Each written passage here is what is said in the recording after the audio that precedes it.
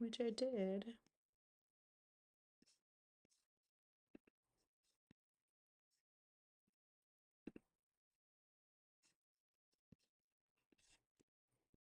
Hi.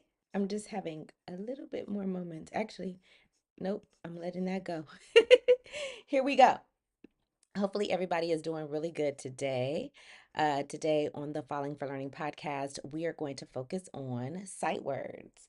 Now, sight words have a range of different meanings, but we're going to focus on the sight words. Um, Fry's sight words. There are up to 1,000 different sight words that help you to understand, how to read and help you to use those connecting words and really to get your um, the full reading fluency. And when I say reading fluency, I am referring to reading like you're talking. So let's get started. Hi, thank you so much for joining the Falling for Learning podcast. We have this podcast to help parents and caregivers with having the resources, strategies, and tools needed to make sure that their children are on track for learning and to stay on track for success.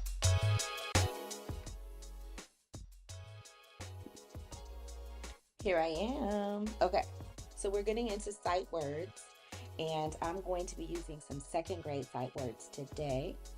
And I am actually going to change this marker as well because it's not all that. Um, Here we go.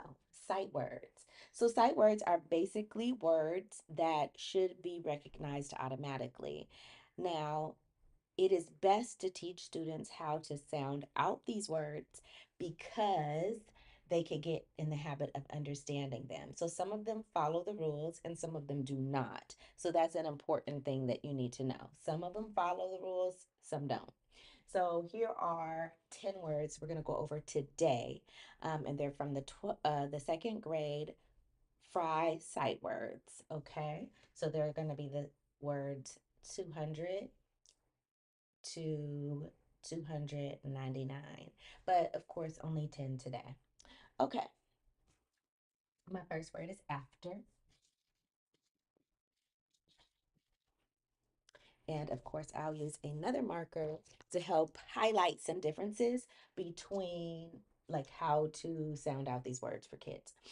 Now, after is one of the sight words that follows the rules. So, but the thing is, at this age in second grade, at the beginning of second grade, they may not have this sound. So you have to teach that sound to them. But other than that, after, after. Another tricky thing about it is it's two syllables, so it might be a little bit more challenging for them. But helping them to understand that is good. Letting them know ER says after, okay, is very important. Now, some people put like a little heart underneath to say, oh, this is a heart word. It doesn't follow the rules, and later on they'll learn that rule about ER. But that's kind of up to you. I feel like the very most important thing is that you have some kind of consistency in the way you do it. I like to underline and explain. The next one is ask, and I'm going to use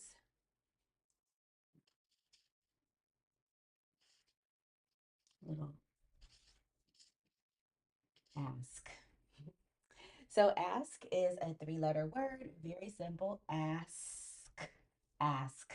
Again, always remind kids if they're having trouble blending to stretch that vowel. Er, and then ask. Okay. So we're going to go to our third word. Again, this follows the rules. There's really nothing extra. They should, by second grade, know A sound, S and K, short vowel sound, ask. The next word is a tricky word. It's does. So the that's where it follows. And then everything else does not follow the rules. If they knew the OE would make a O, right? That's usually O, doze, or something like that, but it doesn't say that. They actually need to know that this says the sound. OE here says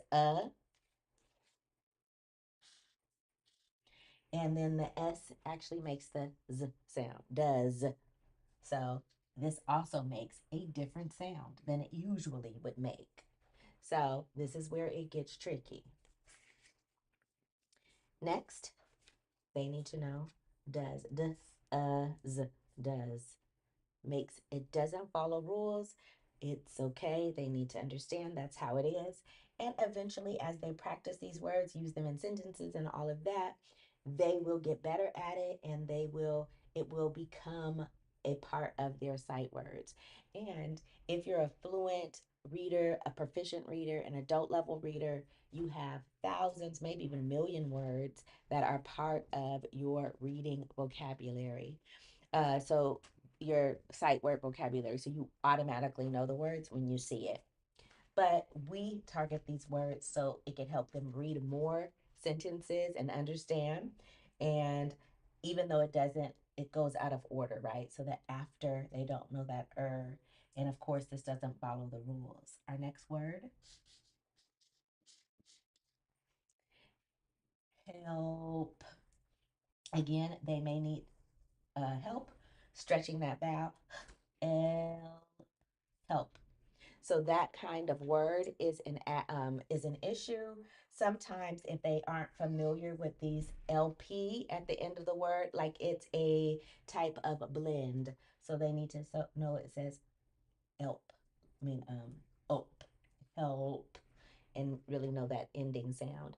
And one thing about early readers is sometimes they think you're saying one thing and you are saying something else. So have them watch your mouth, and you watching their mouth is very key in helping them to actually learn the sounds and the words that you're trying to get them to know, because they may think you said hell instead of help, and that is, part of phonological awareness, a phonemic awareness, knowing those specific sounds, every sound in the word. And again, they may not hear it.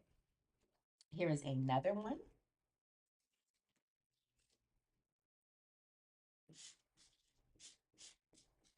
Now, I do want to say when I link it into the resources of this podcast episode, you will see that there is the words go from left to right in alphabetical order, but I didn't want to do all A words and I just wanted to do 10 words. So I just went down on the chart, and that's how I got different letters and different words to start with different letters. So here's the word letter. And so here again, this is a two-syllable word, makes it a little bit more challenging.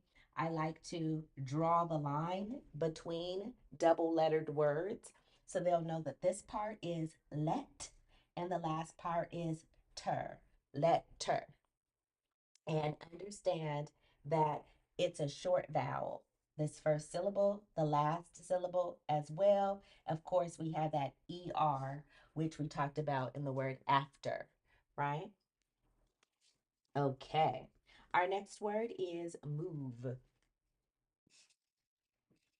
Again, we're not following rules here.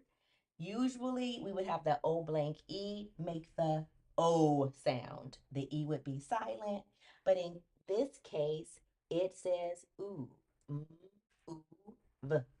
So this O by itself makes the ooh sound, and the E is silent. So it's like a little silent E or magic E. Again, it doesn't make a sound, and helping kids to understand that.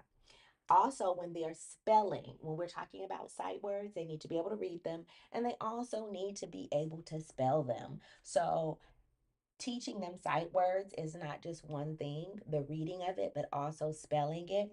And that helps going with helping them to understand how it breaks the rules and how sometimes it follows a rule maybe that they didn't know. Our next word is going to be over.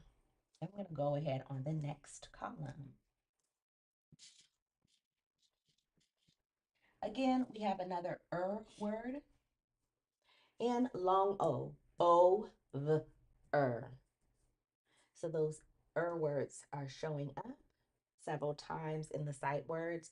And again, it is a rule that they learn in second grade, but they sometimes learn it later in second grade, depending on their level. The next word is say. Again, this is a rule that they probably don't know yet, which is that AY rule. AY says A, it makes a long A sound. Okay, next word, such. Here is a a consonant diagram. A CH says ch, like chicken or cheese or choose, and everything else follows the rules. Ch. Now, again, they may or may not have learned this rule when you teach them this sight word, but of course, teaching those specific sounds in the sight words also will help translate to more challenging words if they were just on 4-letter words or 3-letter words. It teaches them digraphs, which is more challenging than just the basic CVC words or CCVC words. Okay. Our next word is S. And I always drop my marker one time when I'm doing this, and that's just what happened right now. S. Now, again, I'm using sight words as a 2-letter word, but also kids sometimes are confused by 4-letter words if we focus them in on 3-letter words: vowel, consonant, vowel, consonant, vowel, consonant, consonant, vowel, consonant. And they might get confused. They might use the U sound instead, but they need to know it's just the short S. And again, instead of sounding out the words, we want them to get to the habit of understanding these words, practicing these words, and also being able to spell them. So today we have gone over 10 words.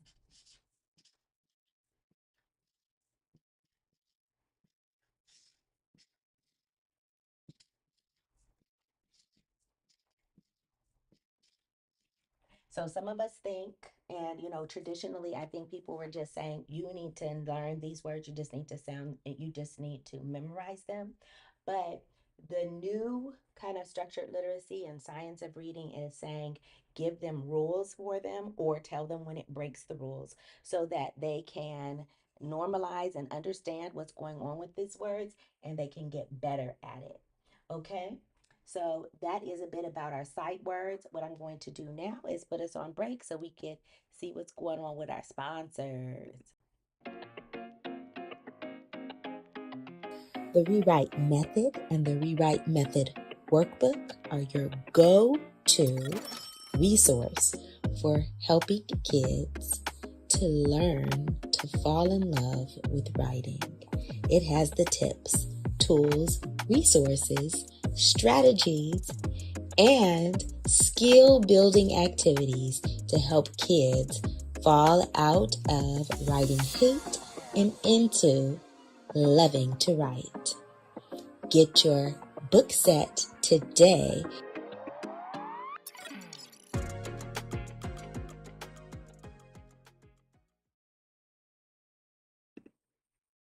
Hey, we're back.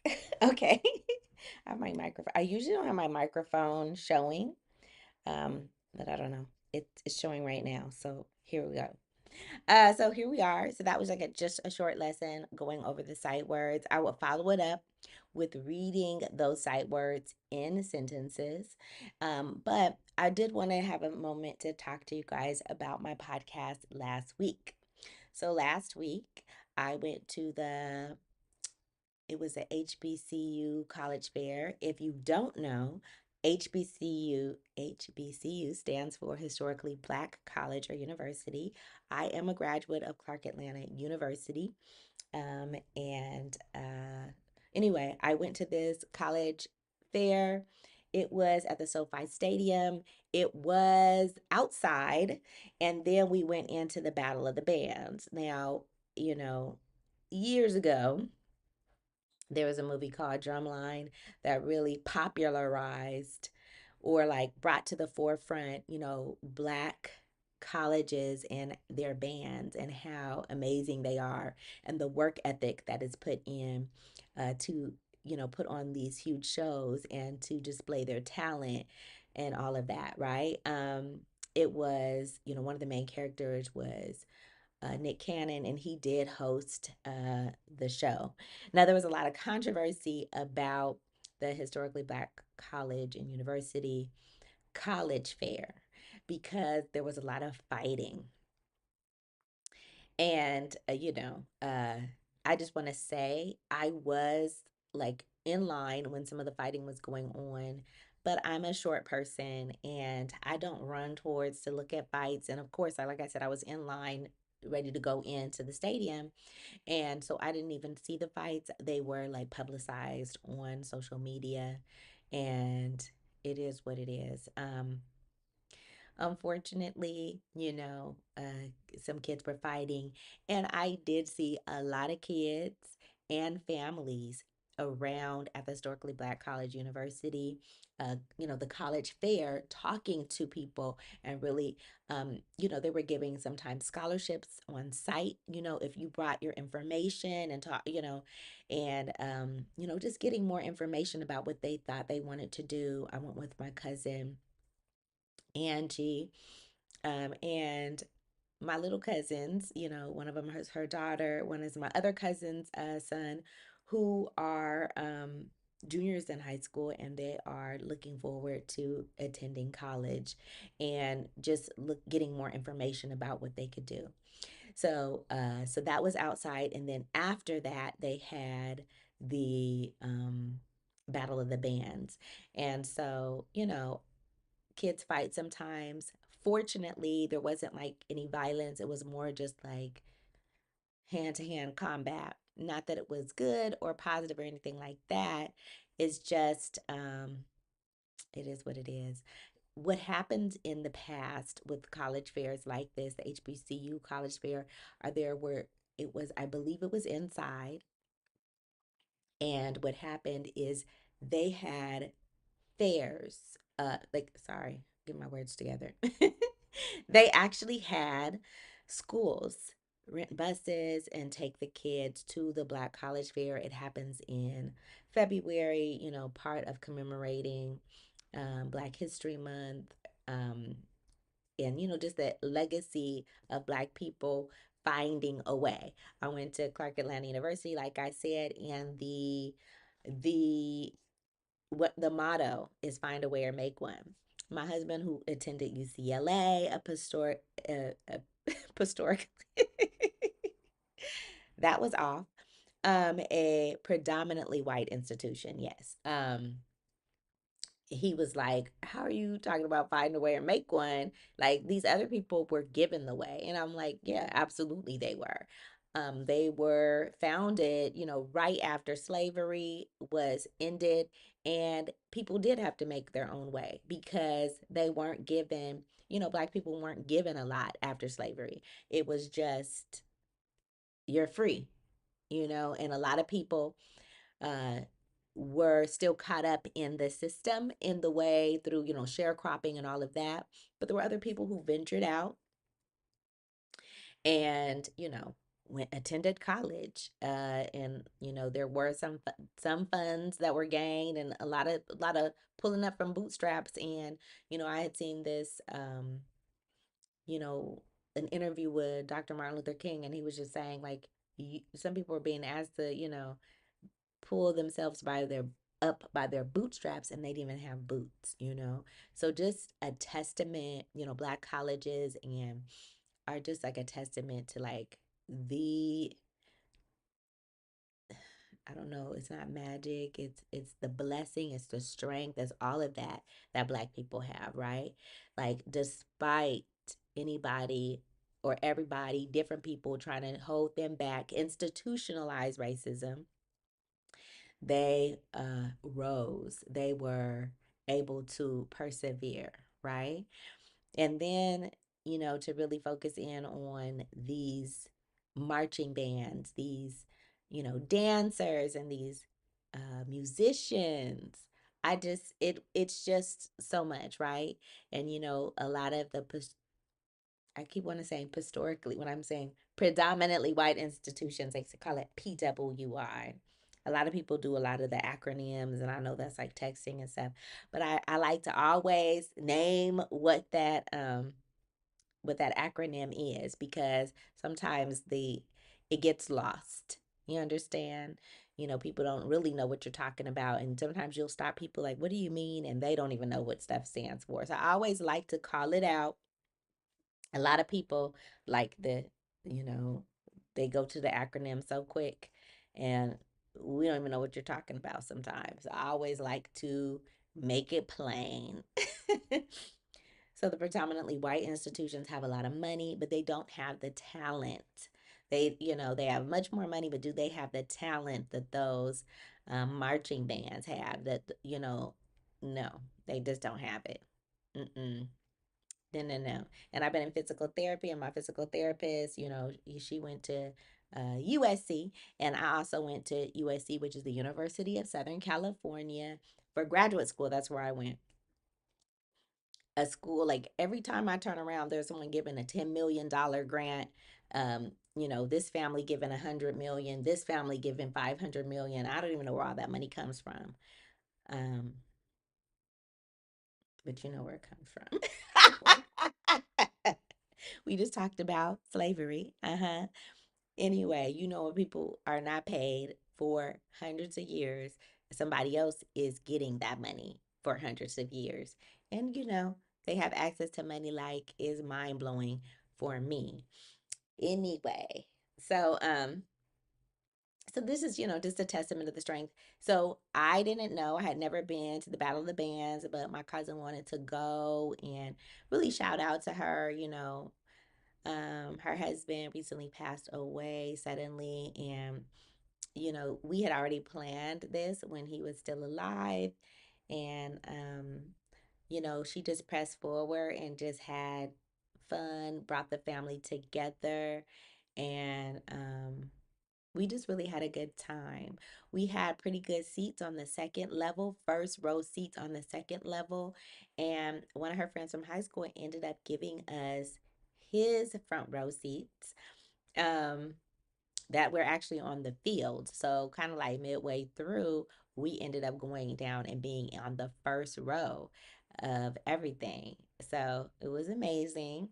When we went down, let me just tell you, we did not have seats. Somebody had already been sitting there because it was like halfway through. And so we were like, okay, what are we going to? And the lady was like, there's all these handicapped seats right here empty. Someone's in your seat, just go sit there. And we did. And we just had a lot of fun and a lot of room. We were like dancing around, just enjoying ourselves. And that is where we had the footage from the last episode of the Falling for Learning podcast. Now, it did come out very late, of course. But I just still don't have systems in place as I am doing my podcast every week, making sure I grind. I put it out like 11 o'clock at night. Um, because I was putting all these different clips together. I really have never done an episode like that together, and it wasn't that great. But I'm just learning as I go, and I'm just going forward fearlessly, because I know that this podcast is for parents, teachers, relatives that are trying to get their kids on track and taking our kids to cultural events like a battle of the bands really displays for them the culture, right? Like, this is what you can get when you go to a historically black college university, like, displayed excellence on display. Not black excellence, excellence. Excellence above anything that you've seen with regular, like, college bands. Like, these are the best of the best. Can't nobody duplicate that. That is something that nobody else has. What those people have on their college campus, that level of talent and commitment, don't nobody have that. And that's just the bottom line. So that's just excellence above anyone else on display. And you can be a part of that if you go to a black college. And they also are supportive of you. I had my daughter in college, and there are some days that I did have to bring her to class, and I don't know how like normal that is. I really don't know. I really didn't care. She couldn't. She had to stay with me sometimes because she was sick, and that was that. So we went to college. We did our thing. We kept our academic scholarship. We made it happen. Okay. So that was just a really fun event for the family, but also really highlighting for the kids in the family that are looking to go to college or maybe even transfer one day. We'll see. We have one that's in a community college right now. Just let them to see like this is what you could experience. Of course, you have a choice if you want to go to a predominantly white institution, you want to go to a historically black college. There's a lot of things going on with just like lack of diversity or denying the need for diversity in certain spaces. And, you know, like Clark Atlanta University, you find a way or make one. I mean, that could be your way. And, my husband is a coach, and there are some kids out there that feel like they're too good for like a Division II school or something like that, but yet and still UCLA is not busting their door down, but they have an opportunity with a school that may not be as prestigious as far as that sport goes, but they're willing to pay them to attend school. So that's amazing, and people should take advantage of it. And most people aren't going to be a professional athlete, so getting your education paid for is just a really dope way to spend your college experience, because you get to continue to play a sport that you love, that you have talent in, and get paid for it. And maybe you want to go into the sports world. Maybe you can't be a pro sports athlete, but you could be a professional in other aspects of the sport, and playing it in college could be an avenue into that. And so I encourage people, if they're feeling like, oh well, the Division 1 schools don't want me, but the Division 2 schools may want you, or Division 3. I don't know all about it, but do your research. But open up your mind to what's out there for you. um, I really want you to know that all over the country, the kids are having challenges in education. Like we just had this NAEP report, which is the National Assessment of Educational Progress. I believe I got that right. If not, it's going to go in the show notes anyway, so it'll be right in there. It's showing just how the reading scores have slipped down, right? It is a trend. And of course, the writing too. So make sure you explore the resources on Falling for Learning. Download the resources that I provide for you, from other websites as well, because you want to get your kids together. This is what this show is about. Making sure your kid gets the competitive advantage. Okay. So thank you for joining us today. We appreciate you. That's all. See you next week, y'all. Thanks again for supporting the Falling for Learning podcast. New episodes go live every Saturday at 5 p.m. You can watch us on youtube.com at Falling for Learning, or listen on all major podcast platforms such as Apple, Google, Audible, Spotify, and much more.